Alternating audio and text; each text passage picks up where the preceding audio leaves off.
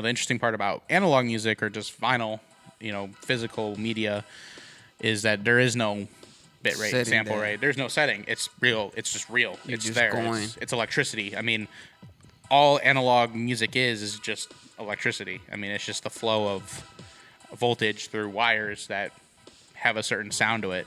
That's fucking dope. I mean, it is so crazy that like through simple wiring. Once again, Time to synthesis, there's more to what we see. Let's sit down, talk about it, let's just call it P.O.T, P.O.T, yeah. Let's call it P.O.T, Yeah. P.O.T, yeah. Let's call it P.O.T. Yo, what's up, P.O.T heads? I got a crazy dope episode. I'm with the man that's been mentioned the most on this show. But before I keep going, I'm gonna let him introduce himself. Hey, what's up? I'm Max Wayne Mixes. A lot of you guys just know me as Max, but I'm a mixing engineer here in Chicago, and I've worked with a couple other people on this podcast, and I'm happy to be here. And thank you once again, Mr. IQ Soul, for inviting me out today. Oh, well, thank you for being here, man. You like for real. You're like the most mentioned person that like has been like. I'm like, everybody's like, hey, like shout outs to Max, and I'll be like, do you know Max? And this and I was like, man, who's this Max? Who's this Max? Yeah. So then I mean, obviously I kind of sort of knew because I started like doing stuff at the major studio. Yeah, working with my boss, K Sound. Right. Well, she did a episode and stuff like that too. So. Yeah, she did. Yeah, I still have yet to watch it, but I will because I'm really interested to see what you guys discuss. How long have you been at the major studio? So I've been at Major now. In total, I actually started around this time last year. So I don't remember exactly what day, but it was September of 2024. Oh shit! When I started at the Major as an intern, and then I became officially an engineer under her in January of this year. So the beginning of this year. Right, but like. But you were already doing engineering before that?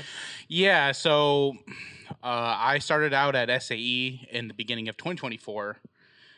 Went to SAE starting then, and that's when I started to engineer because I didn't know anything about pro audio up until I started going to SAE. I had no knowledge in pro audio. I was more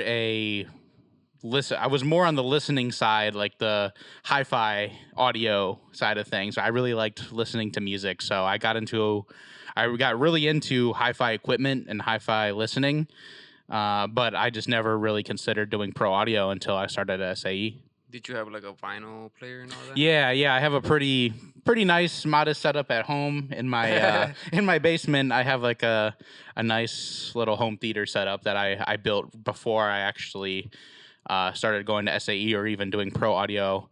I was just big into how 5 speakers, sound. 6 speakers? 4. 4? So 4 speakers and then a subwoofer. Okay, so so like a standard like 5, I guess. Yeah, I guess you can call it 5 then, right? 4 speakers and a sub. Because I used to love like watching movies and shit. Back in the day, you could go to Walmart and then we have those stereos that had like 6 like speakers, the little tweakers. And then you would like watch a movie and like the surround sound was just like, whoa. Yeah, I mean, even the movie theater too. I mean, just going to the movies and the IMAX and, just that kind of stuff just fascinated me when I was, when I was younger. And that's kind of why I got into just audio in general. And that kind of just led into music for me. Right. But were you always like inclined into music or you were just like, let me try this out? Yeah, so that's kind of a good story. I don't want to go on too long about it because it can get kind of long. But there's no time period. So. All right. Well, back in 2023, 2022, I was working at a company, and I used to just move freight all the time. Like a warehouse job. I worked on a forklift, and I was just moving freight all day. That was my job. And like I said, at this time, I was really into audio in like a recreational sense. So I was interested in how things sounded. I was interested in how good music can sound and just really nice equipment when it came to music listening. but I still kind of worked just a regular 9 to 5, just working on this loading dock, doing warehouse work, and unfortunately, I suffered an injury at my workplace. What And happened? How did that injury happen? well, I was working on the dock, and moving freight as usual. That's typically, throughout the day you're just moving freight back and forth around this loading dock, just running it on my forklift. And there was a miscommunication on the dock, and unfortunately, it resulted in a pretty severe injury of me taking a plunge off the dock with the forklift. Whoa. Yeah, it was not good. It was, but it happened so quick. I mean, I can barely remember it just because 1 second I'm. So you literally just fell with the forklift down? Yeah, me and the forklift, because what happened was one of the trailers that I was supposed to load freight into was pulled out of the dock prematurely. One of the spotters, if you know what that is in loading dock terms, pulled out the trailer that I was halfway in, and when he pulled it out, I just fell in between the dock and the ground below. Whoa. Outside, and yeah, I took a plunge down, and it was called a spinal compression, which means the force of the impact compresses down on my spine because I kind of fell straight down on my butt. And because of all that force from the forklift and just hitting the ground came up through me. Yeah, because those docks are pretty high. Yeah, it was probably They're a like good 5 feet, about maybe a little higher than yeah, that. it was like 5 foot, 6 foot dock. I mean, it was a pretty high ledge, right in dock terms. And yeah, so I fell all the way down. And at first, it startled me just because it was so fast. It was within like the span of maybe 2 or 3 seconds. I mean, 1 second I'm up there. Maybe even less, because you just... Right, it was just a plummet. Right, exactly. So it could have been less, but it was so fast. 1 second I'm up there just doing my thing, and the next thing you know, I'm boom. I didn't even have time to react or think, and and then I tried to get up and walk, and I realized, oh man, I can't walk or nothing like that. And next thing you know, ambulance comes. And how long were you not able to use your feet? Well, I still had feeling in my feet, so luckily it wasn't like anything like crazy, really serious, like spinal injury or like spinal cord being like affected or damaged. Oh, okay. It was just a matter of, well, my back was broken. Two of my spine bones, I believe it was my T2 or L2. I forgot the exact name, but my lower back, kind of where my lumbar area. Whoa. There was a piece of my lumbar of my spine that shattered or cracked, so that broke, and that's what broke. That's why I was hospitalized, because of the broken back. They did X-rays and determined it was a back injury, and so I was in the hospital for about a month after that. Yeah. Damn. I had to do physical therapy. I had to, and they ended up doing surgery as well. So they ended up doing spinal surgery on my actual spine. Decompress it, or? Well, what happened was the bone was kind of moved too. So even if they let it heal, it was kind of moved from the impact. Wow. So they said that if I did let it heal normally, because it was already shifted kind of closer to my spinal cord, if I had another like major fall, or I had like another big impact or something throughout the rest of my life, there was a pretty significant chance that my spinal cord could be severed. Oh, wow. From another fall. So it was either we let it heal and I just take that risk, right, or they remove the bone and replace it with titanium and rods and screws. All the so you're like fun an X-Man stuff. a little bit. Yeah, Terminator. Wolverine. Yeah, all the fun stuff. Yeah, I got all the metal in me. So damn, that's crazy. I mean, bro, like forklifts are heavy. Yeah, they are. Ours weighed a lot too. Yeah, like man, like because if a forklift goes down, you're not gonna move that. Yeah, and there's no, those things don't have suspension or nothing. So you take the whole just full impact, metal down and shit. Pretty much. Yeah, it was intense. But I will say I did love that job. I did like the job. The people I worked with there were fantastic. There was a great dynamic between us out there on the dock. I mean, we worked in winter, summer. It got hot, it got cold, but yeah, that was kind of the end of my my career or just working in the labor force, because I up until that point I only after I graduated from high school I never really went to college. I did community college briefly, didn't really work out, and so I just kind of was in between jobs, going between working at a retail store, working at this loading dock, working at another warehouse sorting packages. So I never really thought about music and and professionally at all. I Right. was in a completely different industry, going a completely different route, and this just completely changed that because they told me after this injury, there's really no way you can do heavy Lifting or labor lifting, stuff. labor, just Yeah. anything like that anymore because your back is just not the same. So once you were like, uh, kind of out, and you're like, damn, I gotta look for a job. I gotta do. That's when you were like, look into music or something. Yeah. So the funny thing about that, is so I had to do PT, for I think 2 or 3 months after I got out of the hospital. So I was in the hospital for a month. I did like 2 weeks of physical therapy within the hospital just to get me, somewhat walking again, just to get me able to move around. I had a cane. I had like crutches or not crutches, a walker and stuff too, because it was, like I said, I couldn't really walk like at all. Right. And it's not like a broken leg where you can just bandage up a leg Right, or right, bandage right. up an arm. This is my back, so learning. I basically have to just struggle, to slowly take it slow, walking again, and being able to be normal again because my back is now filled with metal. But so after they released me from the hospital, I ended up going to another physical therapy facility outside of the hospital. So I was able to go back home. I lived at, I was living at home again, or I was able to go back home and, be in my own bed, be at my own house finally after a month. It felt really longer than it actually was. Right. But I had to go to physical therapy at a separate facility. And while at this facility, they have you see a psychiatrist because this facility is specifically for people who have injuries of my level, like spinal injuries, brain injuries, like really serious like injuries. That's what they specialize in there. So most of the people that I was with at this facility, I've had injuries just as severe as mine or conditions just as bad as mine. Right. So they have you see a psychiatrist there because you never know with some people who have injuries like this that can affect Like your depression and shit. yeah, exactly. Right, It can affect your mental state or just the way you're feeling. So they have you see a psychiatrist. And I was telling my psychiatrist, I was, because she was asking me, what do you think you're gonna do after you are healed and you can maybe go back to work or what do you think you're interested in trying to do because clearly you're not able to do what you were doing before.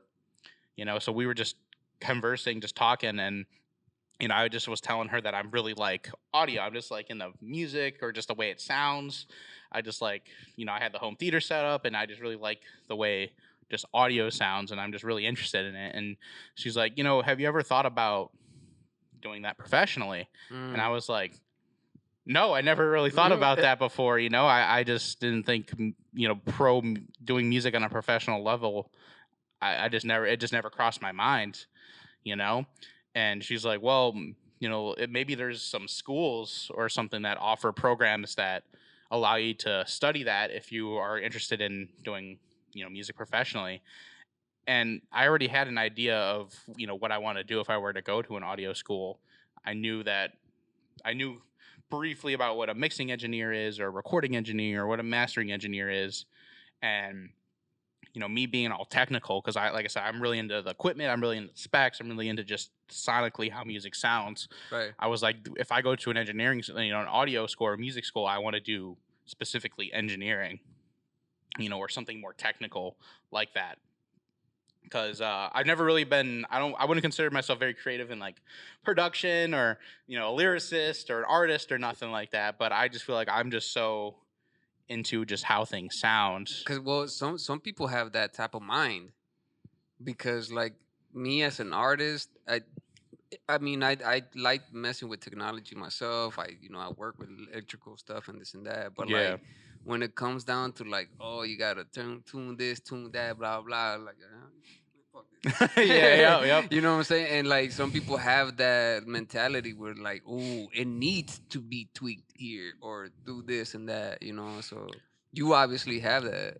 Yeah, exactly. That's the thing that really interests me the most because I like you said, a lot of artists they want to focus on the lyrics or they want to focus on producing the actual instrumentals or the music itself.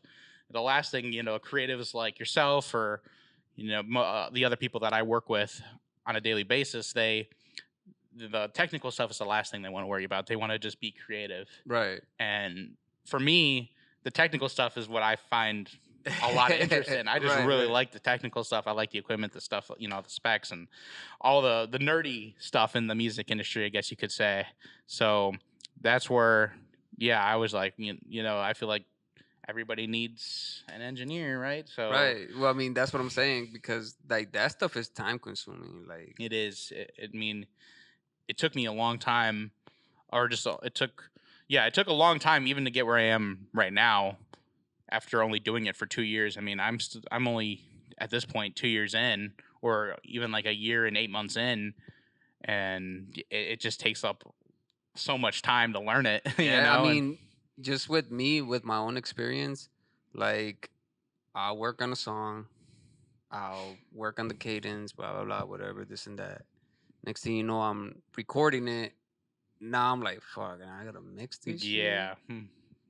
That's the last And thing my you want to mixes do. do not sound like how you would probably make it sound, you know? Right. I mean, and like I said, that's not really your forte too, and that's not what you want to focus on as an artist. I mean, you want to just be able to make the music, make it sound, have it sound good, and express your art to the people, right? Right. It like so when your psychologist was like, you should go into this, you were like, I'm gonna look into it. Yeah, because she actually went on the computer while we were sitting there, and she's like, shit. Let me look up like spots right now. Yeah, audio engineering schools. Let's see what's out there. And I was like, okay, I've never heard of anything like that, like schools specifically for audio engineering. So she looked it up, and literally the first school that came up was SAE. And I was like, huh, that's interesting. I've never knew about this place. And she's like, yeah, maybe you should do when you leave here today, go home and do some research on it. Check it out and see what you think. Maybe even send them an email or put your contact info in so that maybe you can talk to somebody from the school. Right. So yeah, like that same day, I went home from PT and went on the computer or just went online and looked up the school and put my information in, and then I think not even a day or two passed by, and one of the recruiters at SAE called me back, and oh damn, that was fast. It was quick, real quick. I was like, holy crap! Yeah, I was like, man, I can't believe they were calling me back this fast. And yeah, he was like, yeah, I saw you put your information in. I saw you're interested in going to the school, and I was like, yeah. I was recommended. I saw you guys online, and I was thinking about it. And, I'm not really I don't have any prior experience in music or like pro music at all. So this would be completely new for me. And, he said, we talked on the phone for a while about, other the technicals of the school or what programs and stuff like that. And then, he's like, maybe you should come in for a tour, and I was like, yeah, why not? I would love to see how, this place operates, because it's more of like a technical school. It's not like a university, like a DePaul or a UIC right. And nothing like that, even though those schools do offer their own audio programs. Yeah.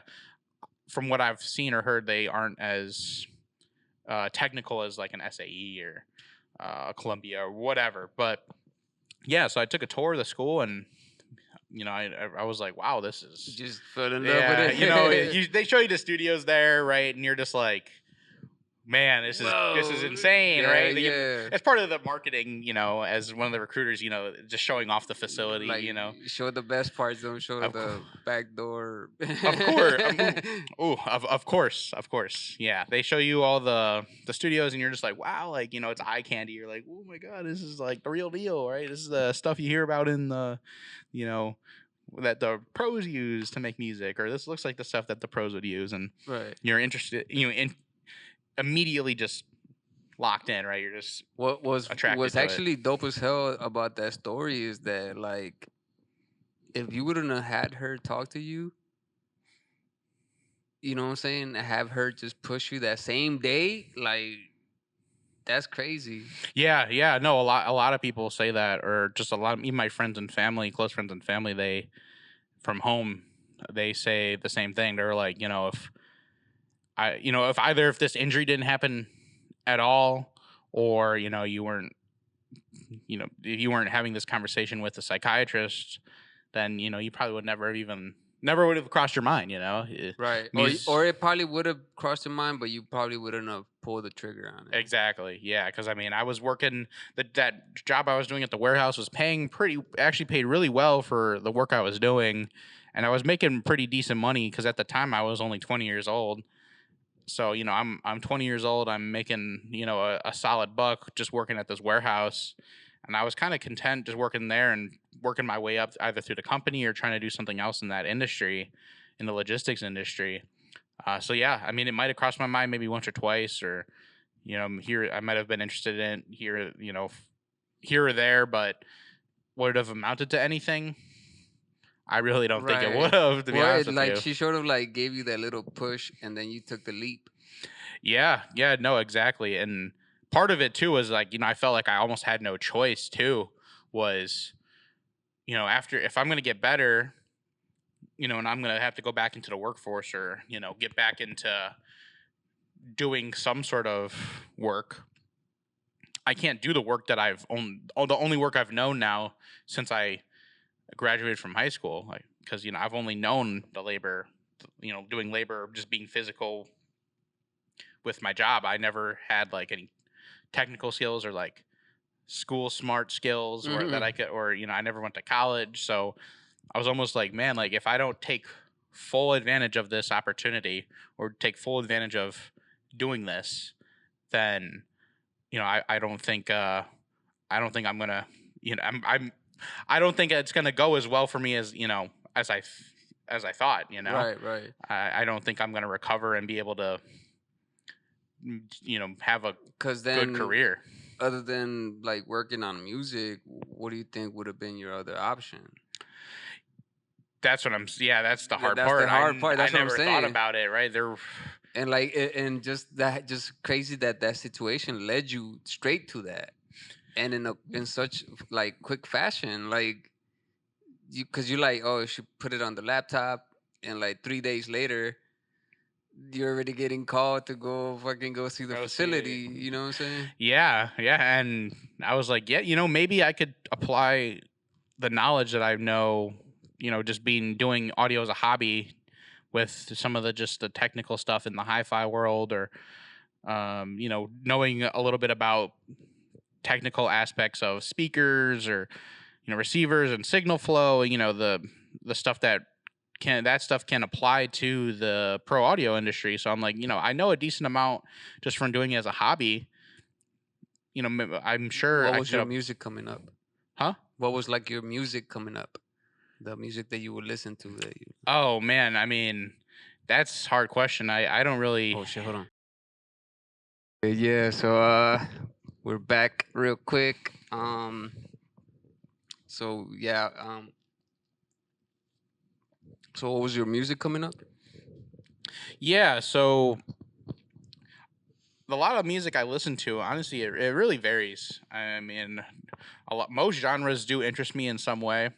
I will say the only genre I don't think I've ever really actually liked is probably country. Country? Yeah, I just never could get into it. Although I will say old country is pretty good. I don't know any specific artists from back then, but I had a couple friends who would bring around vinyl copies of stuff from the 60s and the 70s that was older country, and honestly I feel like that's a lot more tasteful than the country they put out nowadays. What about Willie? I don't really listen to him, so I couldn't really give you... I've heard a few of his songs, they're pretty good. They're decent? Okay, yeah. Maybe I'll have to give country a second chance. I don't know. But aside from country not really being my interest at the time, I mean, old school rock, new rock, rap, hip hop, pop, What did you have Lo-fi, on? What did you lo-fi have? rap. Lo-fi. I like really like lo-fi. lo-fi and underground stuff. Yeah. Um, But what you have like on vinyl? on vinyl, I have a pretty decent variety. So my biggest artist I have on vinyl, or the artist I have the most vinyl of, is Pink Floyd. I mean, they're classic. I mean, anybody who collects vinyl should have at least one copy of Pink Floyd, right? Dark Side of the Moon and The Wall, all that fun stuff. But yeah, I think Pink Floyd is probably the artist I have the most of on vinyl. But I have modern stuff too, like some Doja Cat, Kali Uchis, Gorilla. I have like Gorillas, Eagles. I also have the soundtrack from Cowboy Bebop, the jazz album that they did. Jazz is my thing. Yeah, bro. it was like a modern jazz for Cowboy Bebop. I think it was the Seatbelts was the band. A couple other rap albums like Denzel Curry. I have an album of Ice Cube. Trying to think off the top of my head. What else I have? Like I said, Gorillaz, a couple of their albums. They're one of my favorites from the early 2000s. Yeah, Gorilla. Yeah. That I'm happy. Yeah. Yeah. That one's one of my favorites. That fucking track was always dope as hell. On Melancholy Hill, that's probably one of my favorites from them. Dare, Feel Good Inc., Dirty Harry. Why do you think as an engineer, why do you think like vinyl sounds like why is it like a specific sound to it? Why does it have a sound to it? Well, one, vinyl is a physical media. Yeah. So it's a little bit different than when you listen to music on your your phone through Spotify or Apple Music or whatever other service that people use nowadays for streaming music. Excuse me. So, when you have a physical copy of music, it's a little bit different. But there's also the argument that it still isn't much different than streaming nowadays because, back then the way that vinyl was pressed, it was all analog. So, music would be recorded on a tape machine. Then that tape machine then the master tape would be taken to, a vinyl facility. And then the analog tape would be pressed into, vinyl, which is still an analog form of music. So the whole process was analog. So it had like that real feel to it because it was always in the analog realm. Right. But the argument now that people make is, well, music is still made digitally, but it just might be pressed onto vinyl. So it'll be converted into the analog realm, but it was technically still made in the digital realm. So that's where people come with the argument. Do you as an engineer, do you feel that that's the same thing, or like no? You hear the subtleness? I think there's definitely differences. I mean, once you introduce something digital into the real world, it just changes the way that thing sounds. I mean, we're talking about minute things like the air that's around it or the pressure in the air, literally the most minute things can change the way something sounds sonically. Yeah, because like analog music used to have this feel to it. Like I remember as a kid when I would hear records that my mom played, like Pedro Infante and shit like that. Yeah. And like the way they ended the songs. Back in the day, they ended the songs with like this, like they kept singing the thing and then just like there's like a long fade out, right until the end. And you used to feel the song and the song would stay in your head, and now it's just like just a one and done kind of deal. And I feel like that kind of ruins music sometimes too. That's why I feel like vinyl is still really great to listen to, just purely because you might like a song from a specific album, but you only listen to that song because that's the only song you like, or you just never cared to listen to the rest of the album that a single song might be a part of.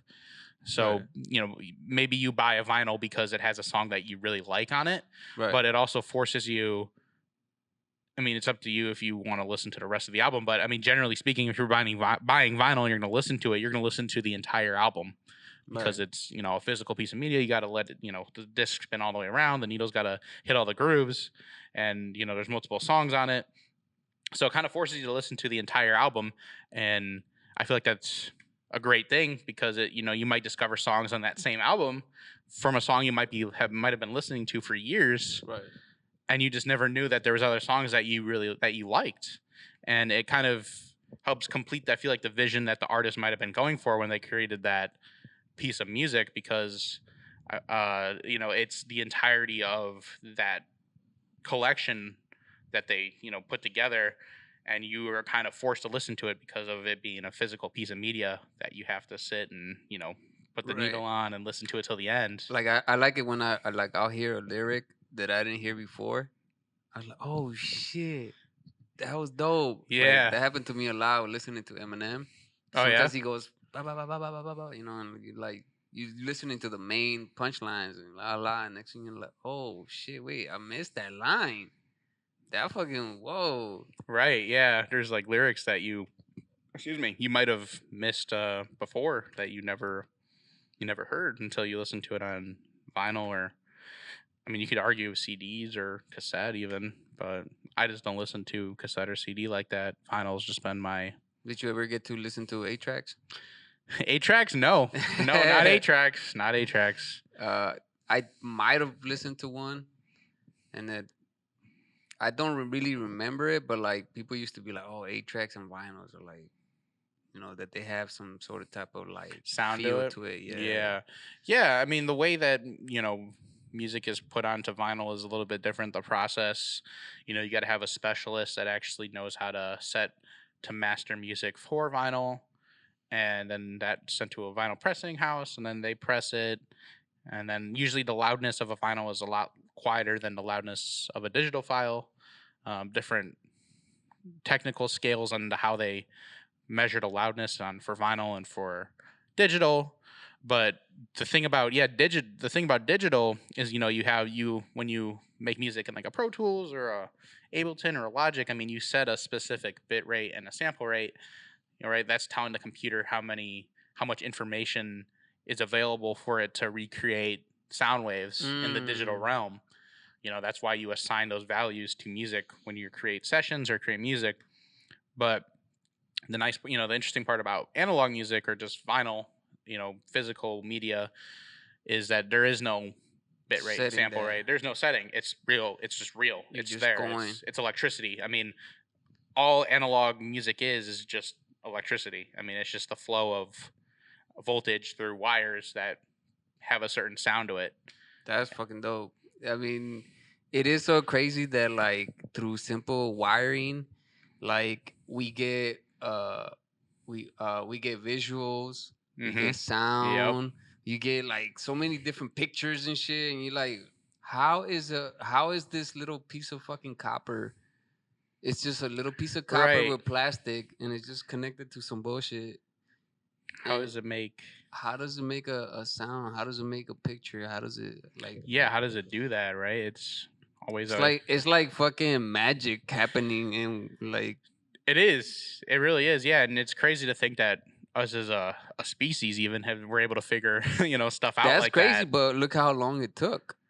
A long time. I mean, the Romans, they weren't doing that, to say that. If, let's just say, because there's like a big debate of how long humans been here, but like, let's just say we've only been here for 10,000 years, right?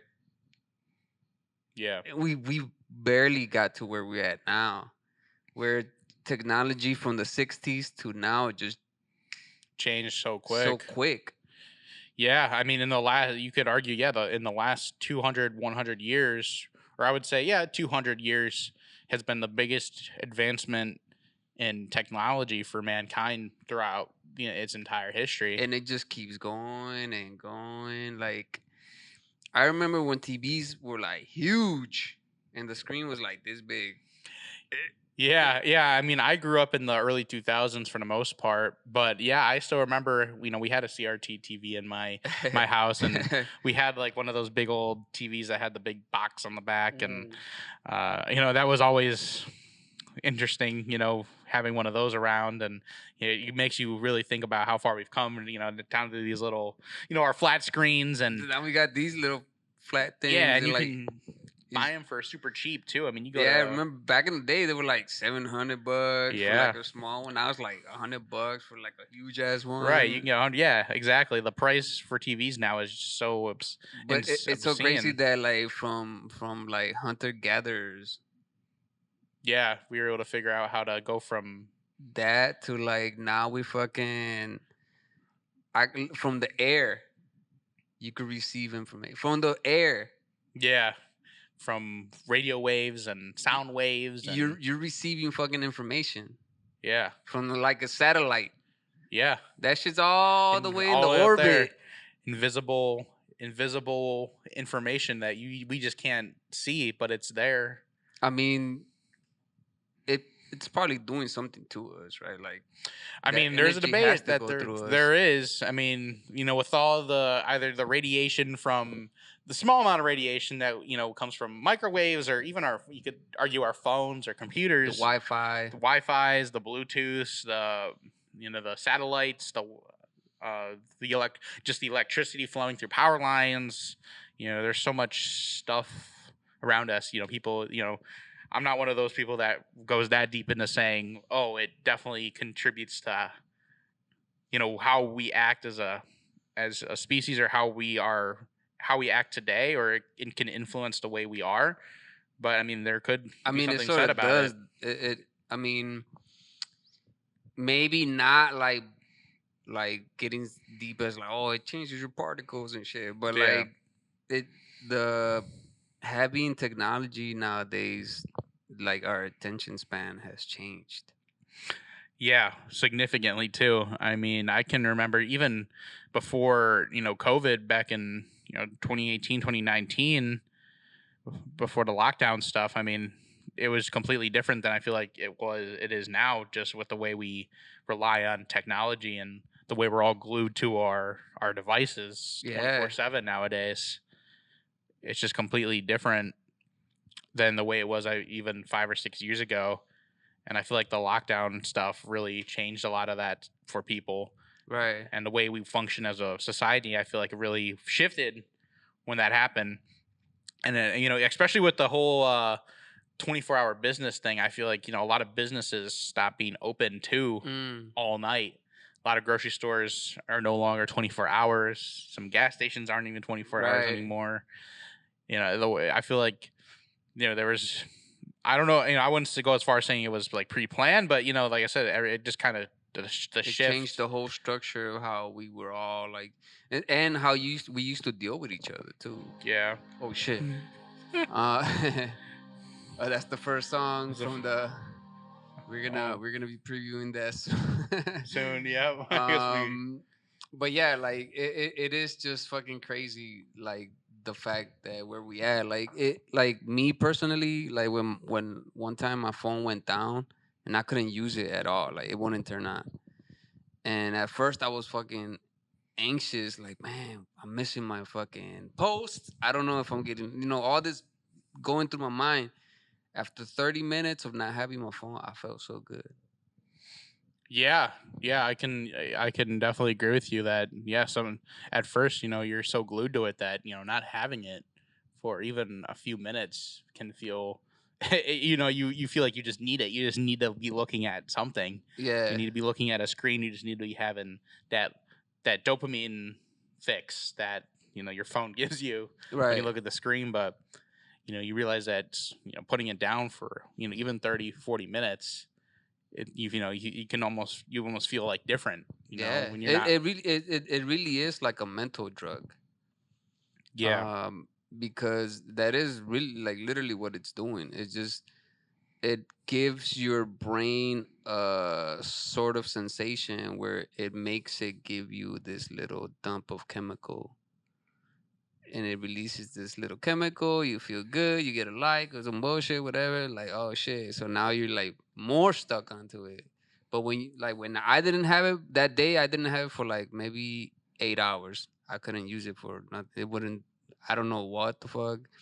It just didn't want to work. Finally, it did after 8 hours. But that whole 8 hours I didn't have it, I felt so good. Like, yeah. I could agree that sometimes just.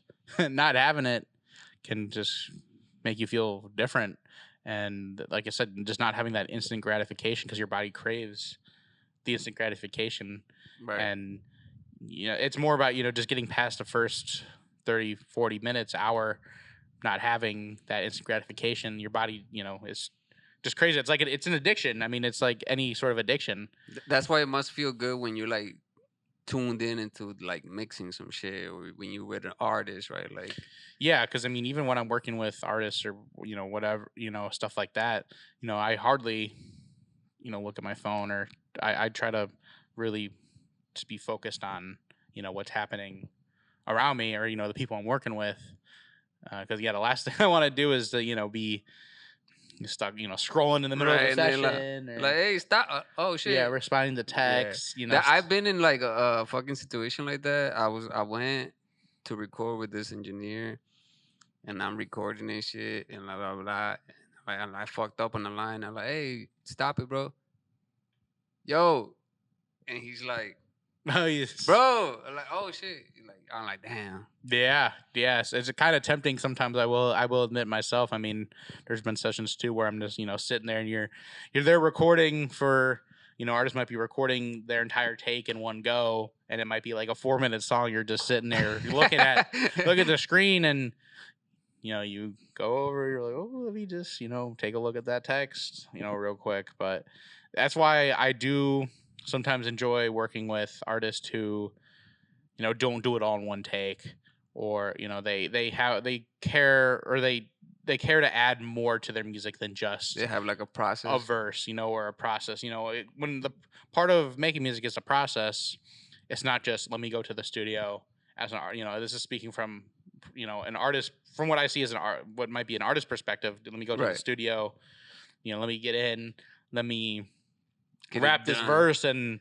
call it a day. Right. It's not like that. It's literally not like that. Well, not with good songs. Like with this song that you have. This is a Mars song, right?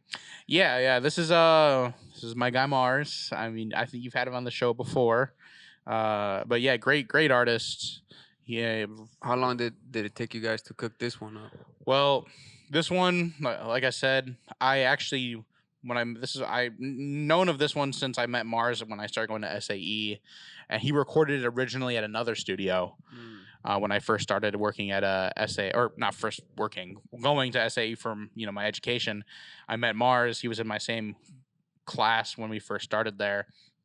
Showed me the song. I was kind of intrigued by it. I kind of liked the vibe of it. I liked how it sounded. I liked the beat. And he was kind of like, yeah, I might put this out this year. Fast forward, a year and a half now, I've started working at Major. I've started getting really good.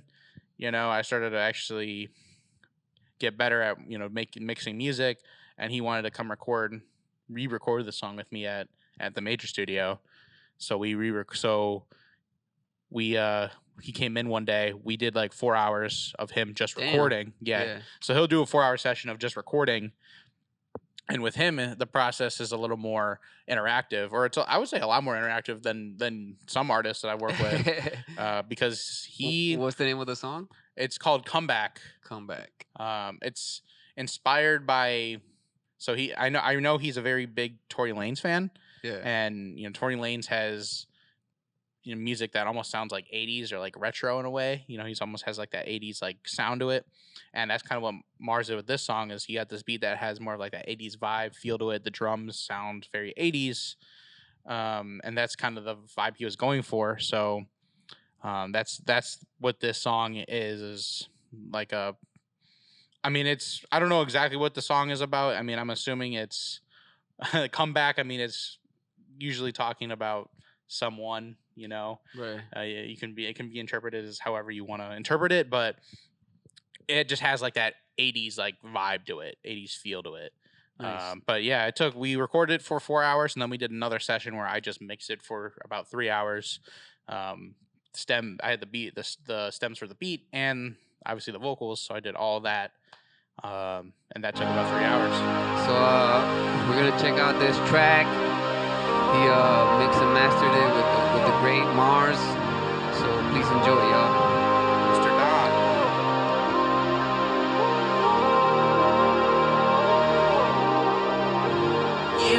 me alone, no place I could call home.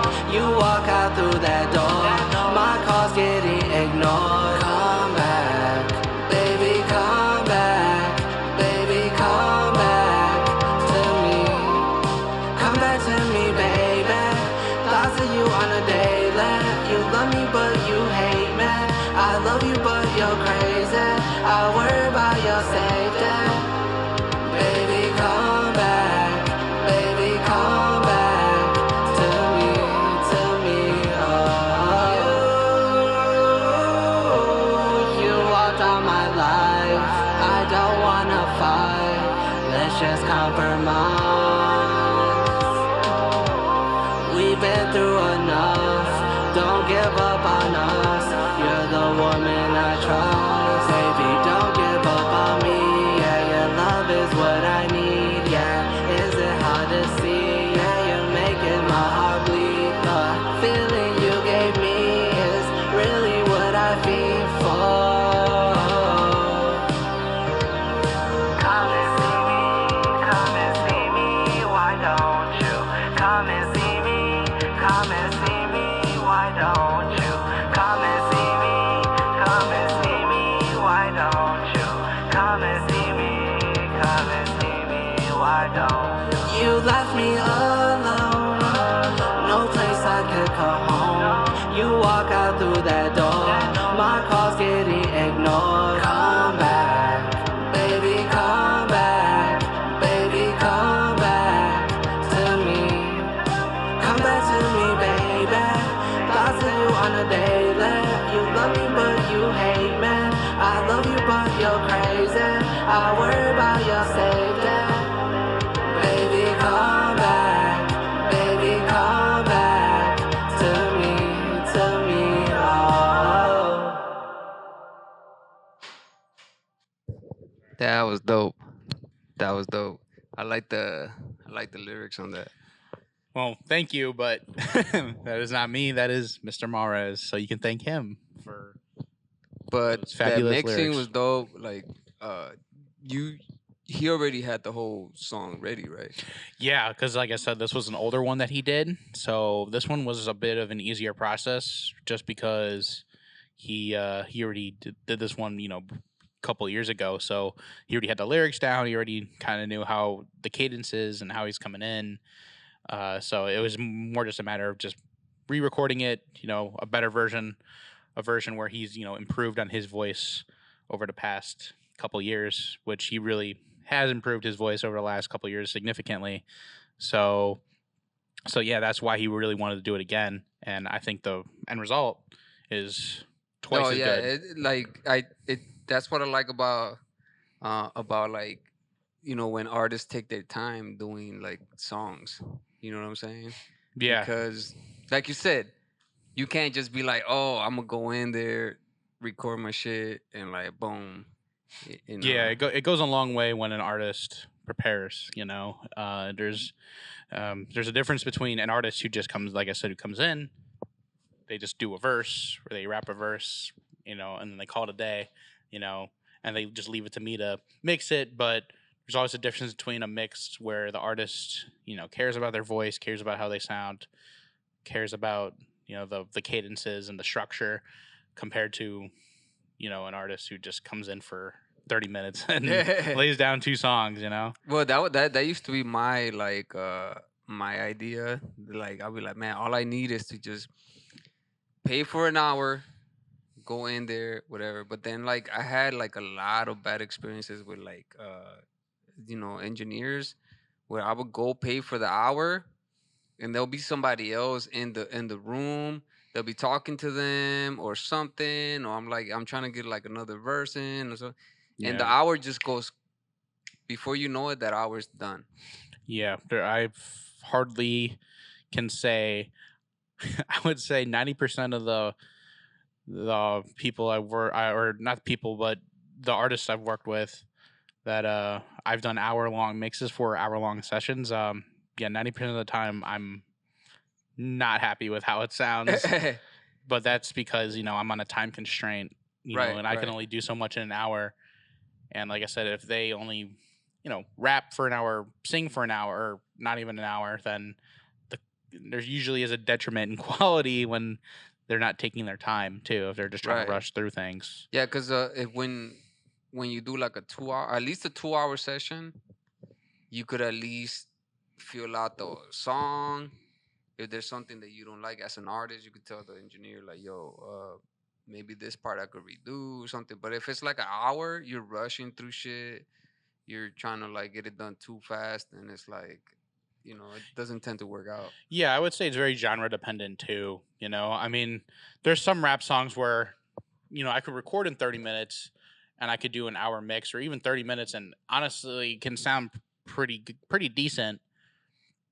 But, if you're going to work with somebody who's doing pop or, if I'm working with, when you work with bands, if they're doing instruments and, excuse me, or if you're working with somebody who's just has a lot more vocals within a song rather than just a standard, one verse, one hook, one singular main vocal, and, allocating enough time to that specific genre is very important. But I feel like a lot of people don't know the right amount of time to allocate. And it also comes down to money as well. Sometimes artists are only willing to pay, an hour. They can only pay an hour. They can only pay 2 hours. And, that's fine because, I mean, like I said, not everybody has money to just spend foolishly or just spend all the time. People got bills to pay. People have people work. I mean, that's also like a difference too when like artists have a big budget, right? Like there's some artists that like they have a company behind them or some bullshit, and they got this, which sometimes that quality, even if the song or the music is not as good, the fact that they have such a big budget and quality like helps their music, but it still kind of hurts the art, in my opinion. Yeah, I mean, it can. I mean, if you're big budget, but at the same time you're not good, you're still going to sound like trash if you're not good, but you have a big budget. You might be able to pay for 5 hours, but, if you're not a good artist, I mean, like I said, that could be very objective, the way you define a good or a bad artist. Right. But, generally speaking, if you don't put if you might pay for 4 hours, but you only put in 20% effort into the music, it's still going to sound like 20% effort. Even if you're paying the best engineers or the best mixing engineers or recording engineers or producers or whatever, it's still going to sound bad if you're an artist that just doesn't care, or just is bad in general. Right. It doesn't matter. How many like genres do you work on? I'll have to say them out loud because honestly I don't know exactly how many on my fingertips, if I could count them all. But I mean, I would say number one is obviously hip hop, rap. There's certain subgenres obviously that I work with. Sometimes drill, sometimes just old school it could be old school style hip hop, or it could be more of like a modern melodic rap hip hop, like what Mars does. He does more like melodic rap, I would say. Or even the guys that are from Conversation Piece, that's like rock, or like indie pop, or indie rock, or that can be interpreted alternative rock, or there's many different ways to classify that. Has anyone tried to do country with you? Not yet. No country just yet. You haven't tried country yet? Nope, haven't. But I'm sure if somebody came to me with it, I wouldn't turn them down. I'm not going to turn down, an opportunity to do country just because it's a genre I've never really worked on. So it's always good to be versatile in the genres that you do. Because like I said, I haven't done country before, but if somebody did bring it to me, I would probably do it. But I can work with, like I said, rock, hip hop, rap, melodic rap, alternative pop, a little bit of like hard style stuff. I would say even some stuff with hints of EDM, or I would even say, trap, boom bap, which is more subgenres of hip hop. Like I said, alternative rock, pop. I would say alternative hip hop, which is kind of where I'd throw Bravo is like an alternative hip hop, alternative pop. So it really just can vary, and I feel like there's so many subgenres, and nowadays it's kind of hard to classify everything. I sort of like kind of want to try country. I have like a song that sort of sounds like You do want to try country, okay? But like I don't have like a rhythm for it yet or nothing. But I only have like the words. I'm like, man, I don't know if I could, you know.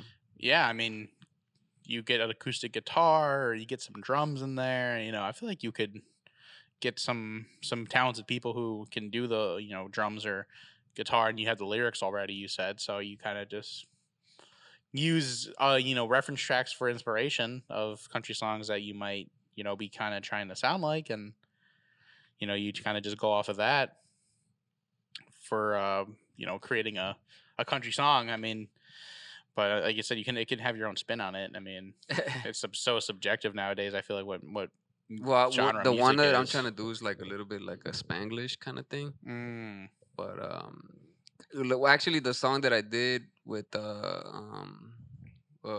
K, Yeah. like, it's sort of like a Spanglish, tumbado song. Okay. Yeah. All right. Do you speak any other languages? No, I do not actually. I am Mexican. I'm 50% Mexican, like half Mexican and then half a bunch of other stuff. I honestly don't know. Never took a DNA test, so I can't say for sure. But I know. But my dad's side is Mexican, so my dad is Mexican. From what part? I don't know because we're like fourth generation, fifth generation. Oh shit! So my dad's family has been here in this country now since before World War II, World War I. Damn, for real? Yeah, so we're like I said, we've been here for years and years and years. My great grandfather fought in World War II. Get out of here! Yeah, American soldier. I don't think he might have been there on D-Day. I'm unsure, but yeah, he did fight in the war. Yeah, he had like a couple newspaper articles about him, like old school stuff. But yeah, he fought in the war, so he's a World War II veteran. Sadly, he passed 5 years ago now. But yeah, he did fight in the war. So and like I said, our family's best. Are you guys always in like Chicago area? I think originally Texas, and then a lot of my family from Texas moved to Chicago, and yeah, we've really been in Chicago since I would say after like pre-World War II. So my family has been pretty much ingrained in this country now for so many years. So I could hardly tell you what kind of Mexican heritage I have because we've just been here for so long. And my dad grew up in the southeast side of the city. He was from kind of near where the border of Indiana is, east side over there, kind of closer to, I wouldn't say close to Gary, but near that way. Yeah. But yeah, he grew up in the southeast. By the hundreds over there? Yeah. 1/10 was his area. That's kind of where he grew up. It was crazy back in the day around there. I mean, it's still a little bit crazy now. Yeah, it's still, a little bit crazy over there now, which my grandmother still lives out there. So my dad's mom still lives in the city. So, for holidays and stuff, we go out to visit her, which honestly can kind of become a pain because we live all the way out west now. But yeah, my dad grew up in the city. So like I said, he's always been here. He works in the unions. He's an electrician. So and then he moved out to the suburbs with my mom when they met.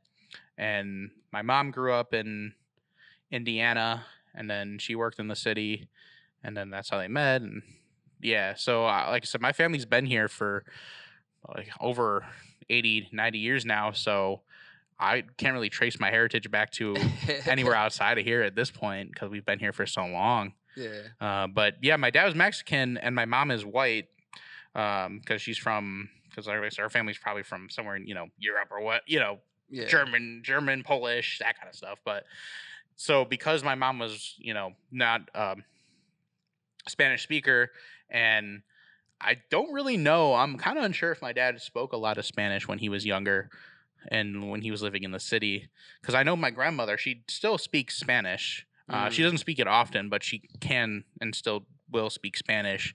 So I'm unsure if my dad spoke Spanish when he was younger, but he never really spoke it when I was around, because he never could speak it to my mom because my mom was, was a different nationality. She didn't speak Spanish, so I never learned it, and I just wasn't around many other Spanish speakers when I was younger too. Yeah. I grew up in the suburbs. Yeah, because it's like some Mexican people would get mad. Like Yeah. they'll talk to you in Spanish, and then you don't want to talk Spanish, and they'll be like, Yeah. you Yeah, know, it they'll can make be. that face. I wouldn't say I really had any issues with not being able to speak Spanish. I mean, I kind of wish I did. Being Mexican, I kind of wish I did. Especially now too, working as an engineer in Chicago. There's a big Hispanic scene for music out here in the city of Chicago, and I feel like because I can't speak Spanish, it kind of sucks because I feel like if I did, I could tap in more into that Hispanic market for music, Right. for Spanish speaking music as well. Right. So I kind of regret, or I wouldn't say regret, but I'm kind of just like, man, I kind of wish I was a Spanish speaker or native Spanish speaker because then I could, really tap into this Hispanic market. They say that when you speak different languages, your brain is developed a little different too, and it sort of helps a part of your brain grow differently. You know what I'm saying? Yeah. Which is it's so crazy that that we could communicate at all. We're just making noises and shit. Yeah, I mean, it is. We're just pretty much just making random noises, and you understand what I'm thinking through my mind, and and you're able to explain your thoughts. Yeah, I mean, when you think about it on the deepest level, I mean, it is kind of crazy. We were able to come up with a way to communicate with each other as a species. Kind of like how animals communicate, but the way we communicate is just a more advanced than any other species. Right. And different ethnicities are able to communicate or learn each other's languages to intercommunicate as well. I mean, we're definitely the only species that can really do that. I feel like you don't really hear about hippos being able to understand giraffes or rhinos. You know what I mean? It's right. Well, they say I think whales have an intricate language. That I think they're starting to use AI to break that down. Really? Yeah, but that's an I mean, which is crazy because now they also have this thing where supposedly AI is gonna be able to translate your cat or your dog's barks into words and shit. I was like, get the fuck I feel like that's here, a little for far. real? I feel like that's a little far fetched. I don't think AI is nearly that advanced. There's no. I mean, like I said, I'm not gonna say that there isn't a possibility because, like I said, anything is possible. But to go as far as that, I mean, if that was even going to be possible, I mean, I feel like that would just take years from now. I don't think that would be something we'd even see in our lifetimes if that was. As an engineer, are you worried about AI? No, I'm not actually. That's a great question, and I actually just did some research on that not too long ago. Because that's always, and I kind of believed it at first, to be honest with you. Even in the last couple months, I was kind of in that belief where AI will take over, I'm screwed. They're no longer going to need engineers. What's the point? Kind of shit, right? And even with we discussed it at the studio as well between us engineers that work there, where oh yeah, AI is taking over, all these AI plugins and AI mastering and stuff like that. But I came across this YouTube video, and it's a video from somebody I follow really closely on YouTube, or I've been watching now for over a year now, that does mixing and mastering tips, because I would say a lot of the knowledge I know just about mixing and mastering not only came from SAE, but a lot of it came from YouTube University, just YouTube.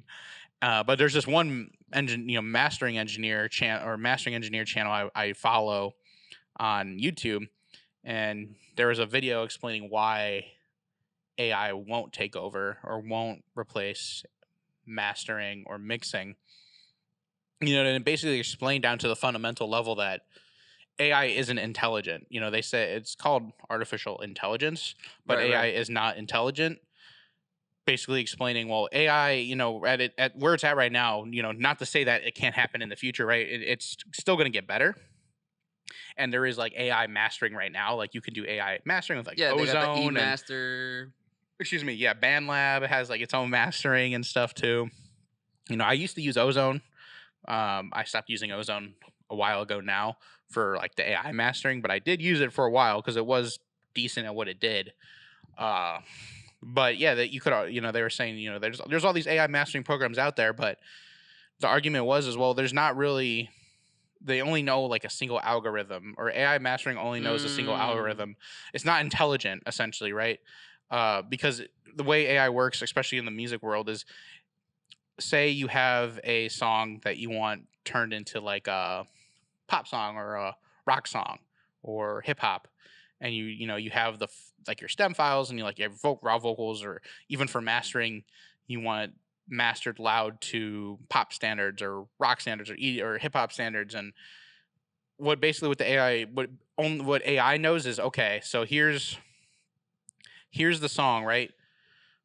Okay, and then this is what a finished product looks like. It only knows what the unfinished product looks like and the finished product looks like. Right. But AI can't make critical thinking decisions like we do. We make critical thinking decisions. We use context clues, right? That's part of critical thinking, right? We can use our brains to determine, okay, if I do this, it might result in this, or if I do this, it might result in this. We take little baby steps to achieve a certain goal, especially for mixing and mastering. There's so much to the process of mixing and mastering. Like I might do an EQ notch here. I might use this plugin, and I might use this plugin because I think it does this, or to me it sounds like this, and all those plugins stack up, and all those decisions I make, those critical thinking decisions while I'm mixing, add up to a finished product, and I use context clues, and I know, generally speaking, I know how a rock song should sound. I know how it should sound. If I do a pop song, I know this. So, but I know how to take those baby steps, adding plugins here, EQ cuts there, compression there, effects here, to add up to. Because like literally each engineer has their own little style. Exactly. And it only comes by their own experience. Exactly. Yeah, that's spot on. That is completely correct. Like the way I engineer is completely different the way Ksenia engineers. I might use a lot of her I might use a lot of stuff that she does because the way she does things is actually really good. So I base a lot of my decisions off of the way she does things, and I even use her template. But the way I engineer, like actually engineer, is different than the way she engineers, or the way I master is completely different than she does. And that's said with every other person that's out there. Yeah. Right. But the thing about AI is that, like I said, it only knows unfinished and finished. It doesn't know the steps to get there because it only can hear a finished product, right? Because if you tell the AI, I want it to sound like a pop song. Parameters. Yeah, it might know, like a pop song, for example, might be loud, it might be wide, the vocals need to stand out, right? So it might know how to do basic things like, it might know how to do to boost the bass on the EQ just to give the whole song more bass because pop has more bass. Or it might know, let me widen out the stereo image because pop generally has a wide sound to it. Or it might know, usually pop songs are mastered to this loudness, so it can make general small decisions like, let me it'll boost the low end just to give it that pop low end, or it might widen the stereo imaging, or it might make it louder, but it doesn't know how to do all the little things that lead up to a full finished master, because it, like I said, it only hears the final product, or it only hears the reference tracks of knowing what release songs might sound like of the same genre, but it doesn't know the exact process a mastering engineer takes or a mixing engineer takes, especially or the decisions that the engineer or the artist makes that make the song. Exactly, all the little things, all the baby steps. Like if like Michael Jackson, Quincy Jones are in the room, I don't know if AI is going to be able to make those same decisions. Exactly. And sometimes we don't make the thing that makes us human too is we don't sometimes make completely rational decisions, or we don't even know why we make certain decisions. Right. So there might be something made, especially in the mixing and mastering realm. I might do an EQ cut here. Oh, well, it sounds good to me, but AI It's is subjective to yourself. it's subjective to me, right? It might sound good to me, it might sound good to my ears, but AI doesn't do decisions like that. It only goes off straight up data. Right. So it can't do stuff like that. Or I might use a certain combination of plugins for a vocal chain because to me I adjust those plugins a certain way to make it sound good. AI doesn't know. AI can't make those decisions. It can't randomly insert plugins and make critical thinking decisions on how to make those random chain of plugins sound good, because it doesn't have the ability to critically think or to make critical decisions in that sense. So that's where you could argue that AI is not intelligent, because it doesn't have the intelligence to make take context clues or make critical thinking or decisions. Have its own little style. Right. It only can take data that it whatever has. You put on the prompt. Right. It only can take data that it has access to and take up and just look at the unfinished product and the finished product. It doesn't know the in between. So that's where the argument is made. Okay, well, AI can't really take over, at least right now, because it's just too. It's still too. What's the word? Crap. Like at the beginning. Yeah, it's still at the beginning, in its beginning stages, still to the point where it just can't do that kind of stuff. And maybe it can down the line. Maybe it will be able to do that.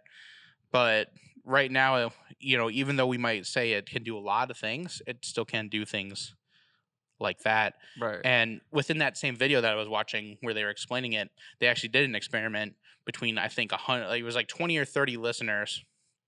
And it was a mix between critical listeners, so people who, listen to music all the time and listen to it critically, and just like amateur casual listeners, like the everyday person who just listens to music. Right. And they had those 30 people or 20 people listen to the same song, and that same song was mastered by 3 different AI sites. Oh shit. And 2 different mastering engineers.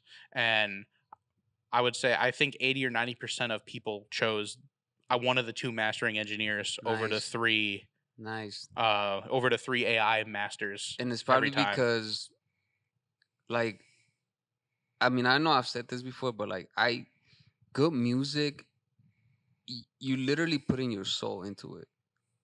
When you're making a good song, the artist is whatever he's writing, whatever he's trying to express through the words, that seeps right through. And then here comes the engineer.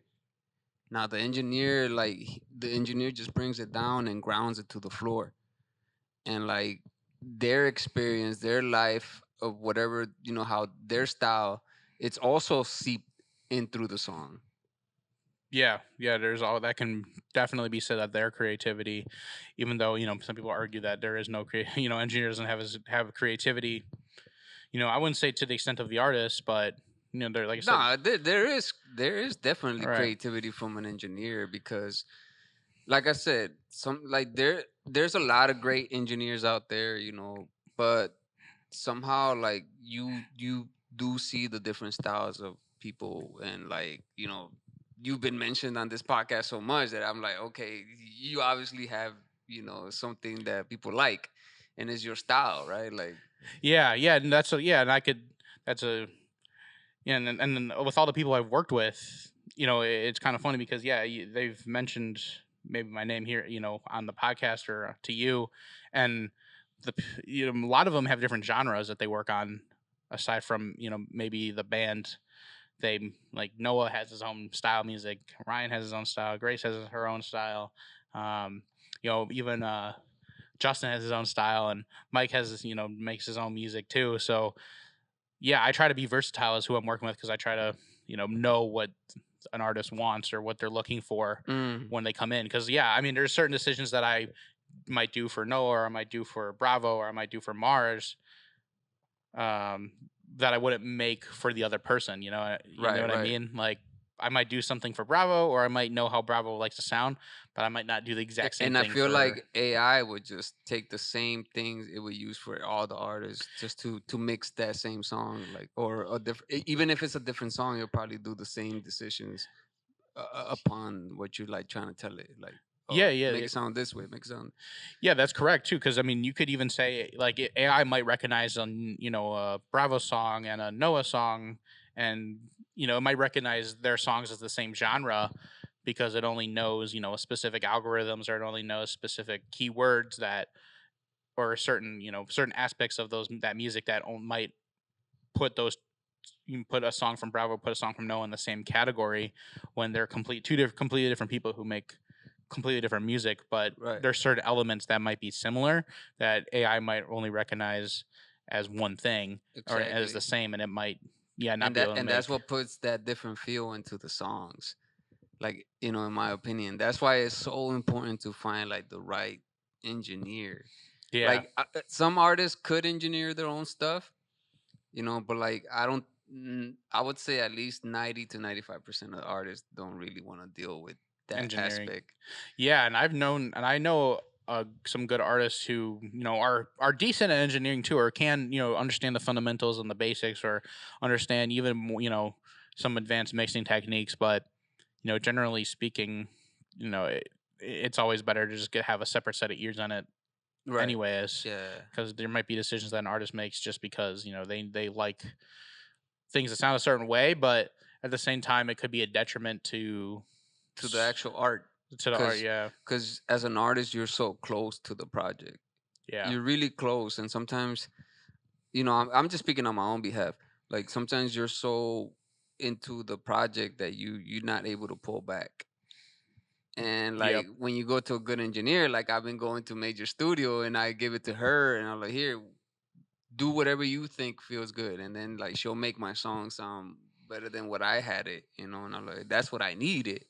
Yeah. You know what I'm saying? Yeah, and and that's why a lot of artists, even the bigger artists too, a lot of times they might stick with the same engineer, and sometimes it's not even skill too. I mean, you as an engineer, I still have to be good at what I do, but sometimes if you just have a good relationship or a professional relationship, or just relationship with an artist, a lot of times they'll just come back to you because they like you as a person, not just because you do good work. Right.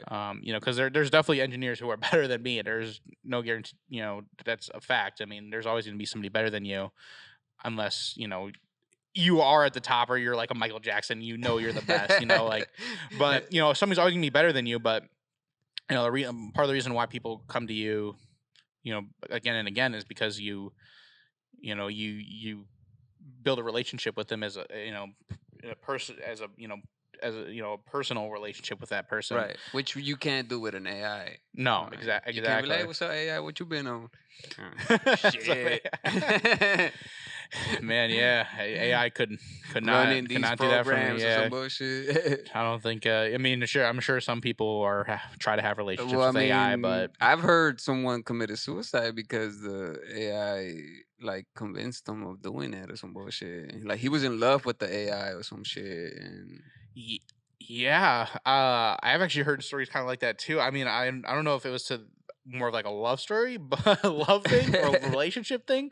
But I've heard that it can be kind of dangerous to people too, because like I said, people who after lockdown and after the COVID thing, people just in general, I feel like are more isolated than they used to be. So even a lot of people who still don't go out enough, or they don't have many friends, or they don't just get out into the world enough or into society enough. Sometimes I've heard of AI becoming a reliance for a lot of those people who don't have much of a social life, or never were the most socially accepted. So they develop like relationships with AI, and they almost rely on the AI too much for either emotional gratification, or just which is fucking crazy, right? Which is crazy because it can be dangerous too, because I was hearing about, I think, I don't know if ChatGPT banned it or which AI site it was specifically, but because, you develop like this A relationship dependence with and a dependence on it. Sometimes the AI can, you get the AI to a point where it almost can, it can feeds your feed your bad habits, or it can right, feed right. you Yeah, I things. heard about that too. It starts to sort of create an algorithm for you, Yeah. and it only gives you, it only like backtracks whatever you telling it. Like if you're like, man, I don't know if I should live. Yeah, maybe you shouldn't live. Yeah, exactly. Yeah, exactly. And that was the bad part about it, is it was saying things like that, or somebody might have said, even things as bad as like, I'm gonna, violent acts that they wanted to commit to other Right. people, and it would almost like, encourage you to do it, because it's just there to, kind of give you that emotional boost or whatever. Which again is so fucking crazy because I, me personally, I need to like connect with someone. If I'm gonna work with someone, I need to connect with you somehow. And if your vibe is not with my vibe, then I don't need to work with you. You know what I'm saying? Yeah, yeah. But if the vibe is there, hell yeah, let's go make some shit happen. And like, but how the fuck can you do that with the AI? You just can't. You can't. And a lot of people don't. I would say a lot of people don't even realize that too. A lot of artists don't really even realize that too. And I feel like it's kind of sad too, because sometimes artists, I feel like, speaking from my experience, and like I said, I've only been doing this for, a year, 2 year, year and a half now. But from my experience as an engineer, because, you see so many artists come in and out, as an artist yourself, or, them as artists, they only know their own process, right? But as an engineer, I see, a thousand processes. Yeah, right. You get to see a lot of artists. Every engineer, or not engineer, every artist might think differently, or thinks this is the right way, or this is the wrong way. And, a lot of times they just don't understand, how things really work.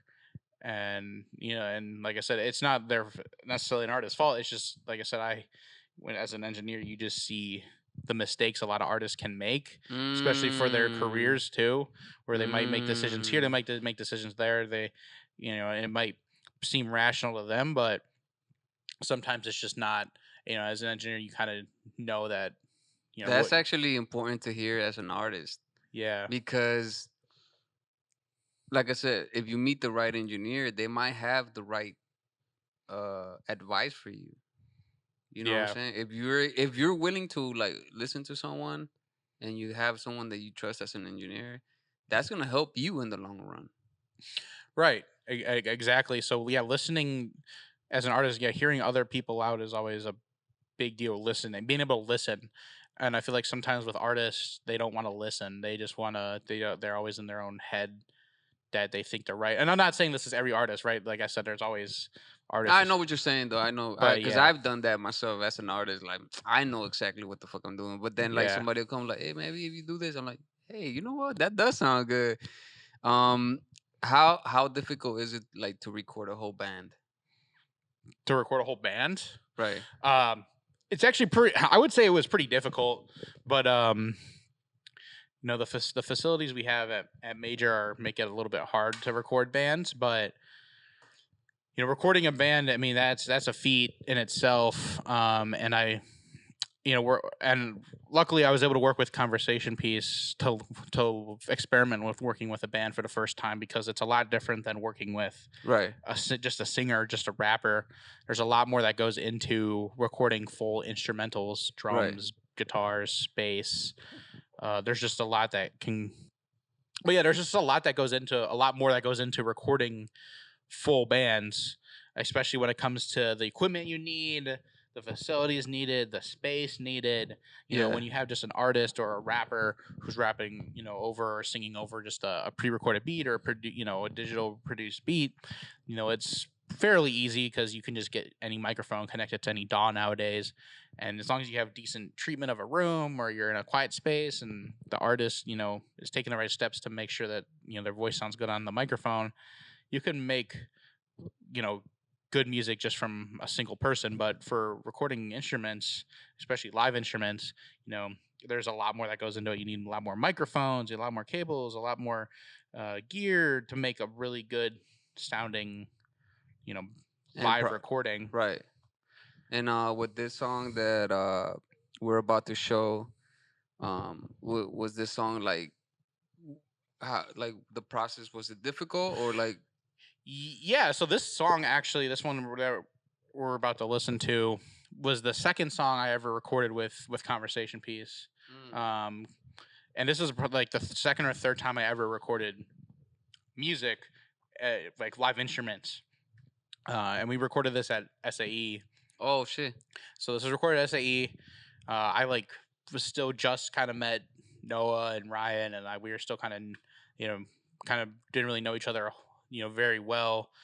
So it was interesting, working with them, for like the second or third time I've ever worked with instruments, because they were giving me kind of full control to do what I wanted in the engineering aspect, because we recorded this at SAE, and we recorded it in the big room they have there with the full mixing console. Oh, nice. And the full patch bay and all the fun gear.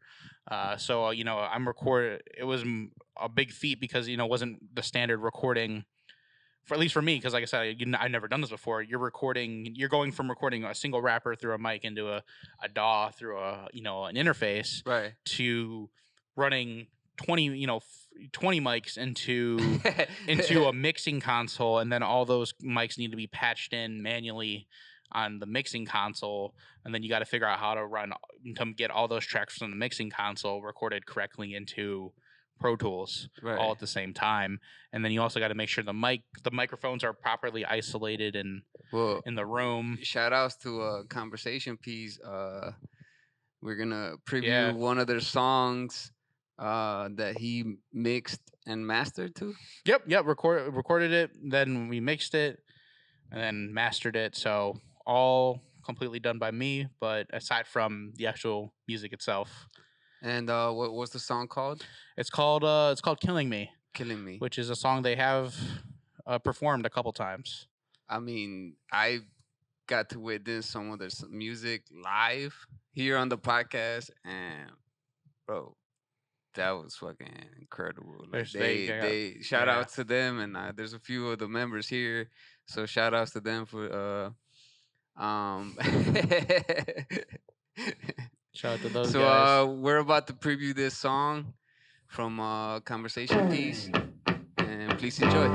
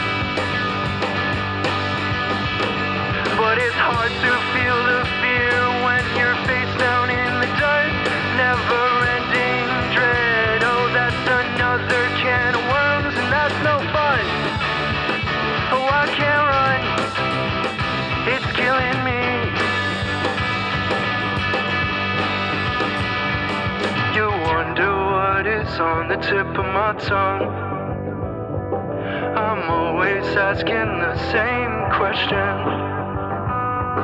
I needed what I had here all along. No wonder I can't feel the affection. Someone came running down just to tell me what was wrong, and they're begging me to move, but I knew it all along. But I can't run. Oh, I can't run from what's killing me. And I saw Juliana, she says I still look the same, and my cheeks are turning red when she's asking me to sing, all in good fun. But I can't run, it's killing me.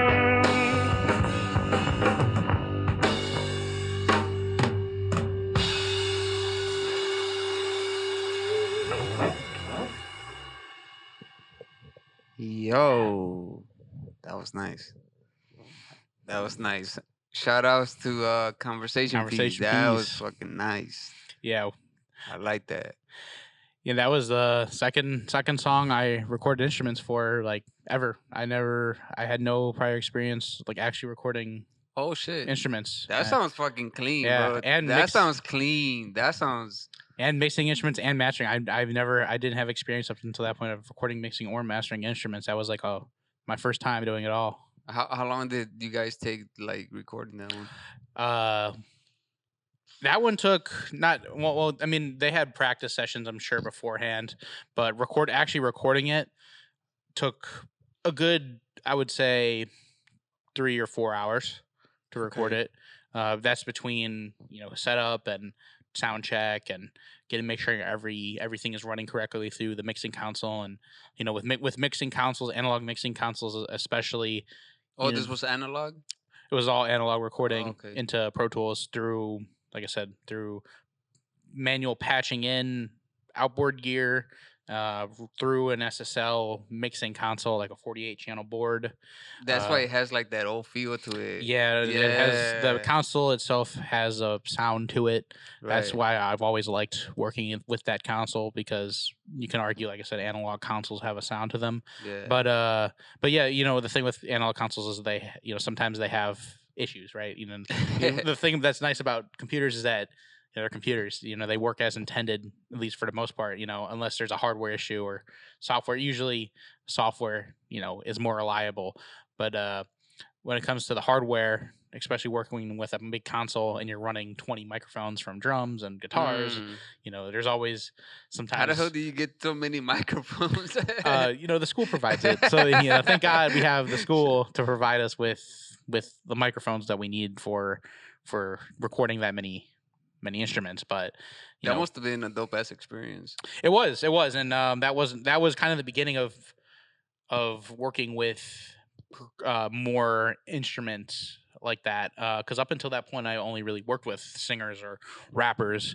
I had no experience working with live instruments, and I wanted to work with live instruments, so they blessed me with the opportunity to allow me to kind of take control over how I wanted their music to sound, especially since they're recording. This is stuff they were going to release too, so I really had to make sure I put 100% into it. Right. Even though it was my first time. You could hear it, bro. That was fucking. I can't wait till they release that. Yeah, that was gonna be a great one. That's that's probably my favorite one. There is actually. That's my second favorite. There is one more that we still haven't finished yet. Sepia.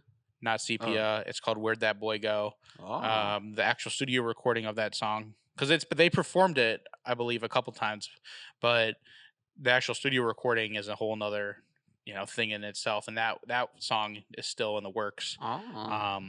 But yeah, I mean, between that song and the other songs, I mean, I've only got I've been recording more instruments from there on out, and I try to take a lot more pride in recording instruments, and I find more interest in recording live instruments than I do sometimes vocals, because it's just a more engaging experience when you work with live instruments. I mean, you could literally, like, I don't know, man. That song was fucking dope, and like you could tell, like, you put your stuff into it. They obviously had the lyrics, the sound, but everything was put together like so well. Like, it sounds fucking sweet. Yeah, I appreciate that. Yeah, the process was fun too. It's, even though there's a lot of technical errors, or just there's a lot of things that come along with recording full instruments. A lot of hardships, I guess. I mean, I wouldn't consider hardships, more like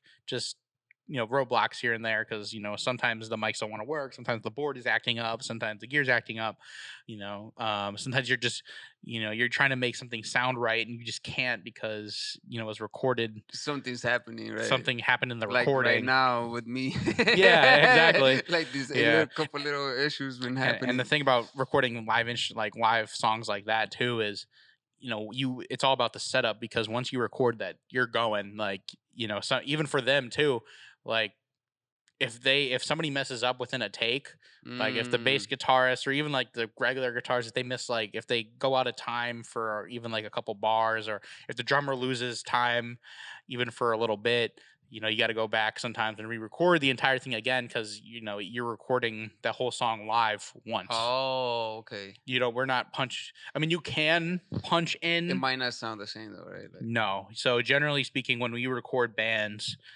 it's all about getting the perfect setup, because once you record, it's one and done for instruments.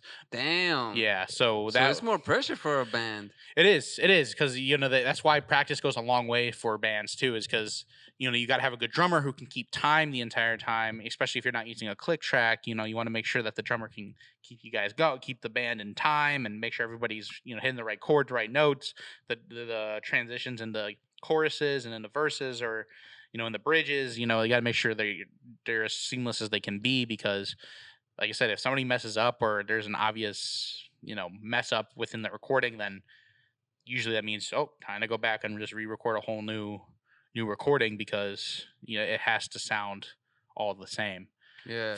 But vocals you kind of do separate from the instrumentals. You could always just go back and exactly. Right. Vocals you can always I record vocals for the instrumentals, kind of like I record rap, just to have the instrumental, and then I just record over the instrumental for vocals, and you can just punch in. But the instrumental itself, it all has to be done in one go for the most part. I didn't know that. I thought it was like they just recorded everything like separately and put it together. Like, yeah, no, it's not like that. Especially when you're working on an analog console. The way analog consoles work is they work way different than Pro Tools itself or in the software.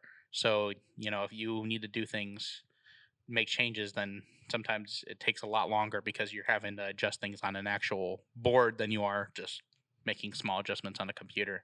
Man, like, all right, let me just say this, bro. Like, talking to you has been fucking so informative, like incredible, bro. Like, there's a lot of aspects about engineering that I didn't know. I did talk to like Kay, and like she told me like the mathematics and this and that, and like we sort of got we didn't really get too much into the engineering part of like doing things, right? And like with you, like I could tell like you really like engineering, because even Ksenia, Ksenia's really good at what she does. 2025. No, and I call her the queen of sound. Yeah, queen of sound. 2025 is mixing engineer of the year for Chicago. She earned the title.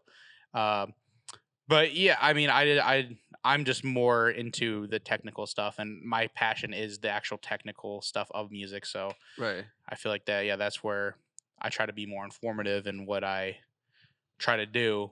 And I just like the technical stuff, because with her, she's good at what she knows how to use the stuff. But sometimes it's funny because she doesn't really care for the technicals as much. She's just good at making things sound good. Right.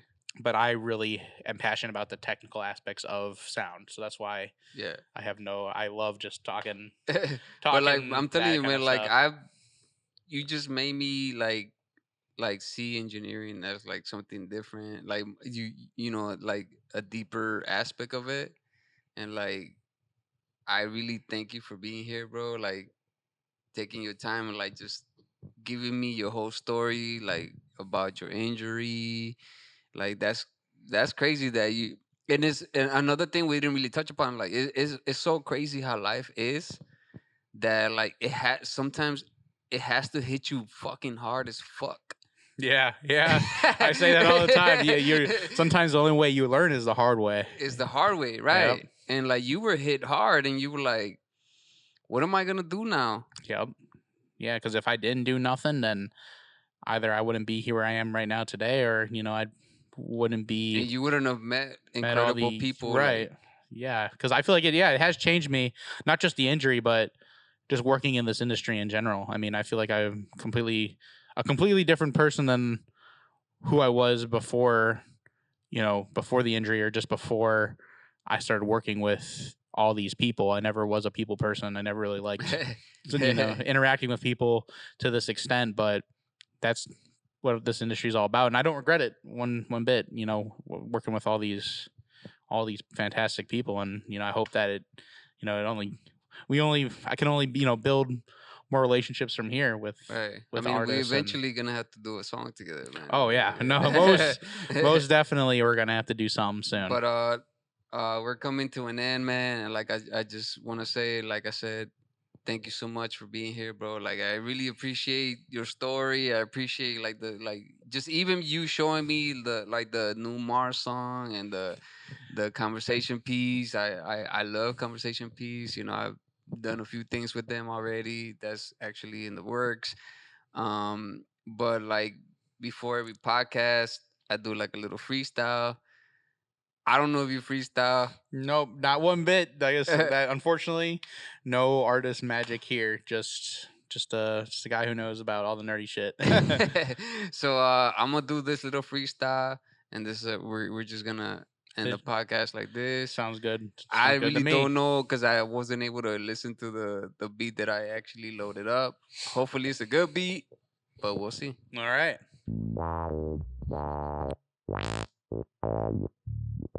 I guess it's not even a beat. Ooh, it sounds very wet. Right. Yeah. It's not even a beat. It has some type of rhythm, but fuck it. Yeah.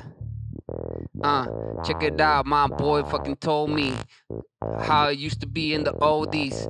Put it in an analog, then you could like log into your own mind and see the vinyl. I don't know, but I can't wait to the final. Then I heard the new tracks from Mars and Conversation. Do this shit cause I paid attention. Then I'm right here trying to mention what I'm supposed to do with the future. I don't know, but yo, hopefully it suits ya. Even through injury, you still gotta try to see the adversity that he saw. Still let him into this, y'all. Hey, I can't fuck with that. Thank you for being right back. Thank you for being the pod. I don't know, but hopefully you had. Wait, that didn't even fucking rhyme. I'm still here trying to find a new fucking rhythm to this, but I'm still trying to mix it in. P.O.T Podcast coming at ya. I don't know, but yo, let me find y'all. My boy Max about to go and y'all need to relax. Hire him for the next mix. Do this shit just like Twix. Double time, do it one more. I'll see you on the next one, yo. Thank you so much for being here, bro. Of course, it was a pleasure. Thank you for inviting me out once again. You got any last words? I would just say, anybody who I've worked with up until this point, I couldn't be there without, all the artists, other engineers, Major Studio, Ksenia, all the people who've helped me get to the point I am at today. I just want to thank everybody that's been along with me for, my journey in music up until now, and I hope we only go up from here. Hey, well, thank you so much, bro. I really appreciate it. Like I said, you just made me realize how important like engineering is, and like how someone could really like take it to like the extreme of like things need to be a certain order and shit. So it just made me appreciate engineering a little more. So thank you for that. Thank you for being here. And please, y'all, spread love, and most of all, love each other, y'all.